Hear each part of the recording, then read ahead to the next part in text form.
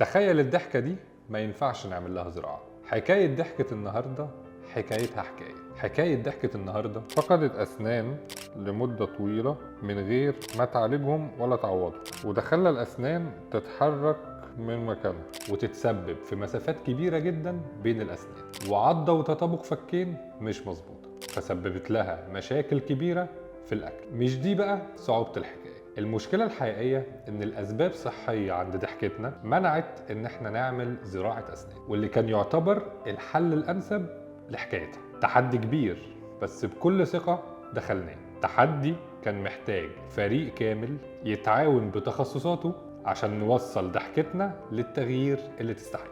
وبدأنا فوراً بإن إحنا نعمل موك اب، وده شكل تخيلي لتوزيعة الأسنان والمسافات والعضة. عملنا إعادة تشكيل للثة وبدأنا نحضر الأسنان للتركيبات النهائية. تركيبات عوضت الأسنان المفقودة وخلت مفيش أي مسافات بينها، ورجعت الأسنان لمكانها الطبيعي، فعملت تطابق للفكين وحلت مشكلة العضة. وخلصت الحكاية، والنتيجة بداية جديدة لضحكة جميلة وطبيعية ومليانة ثقة.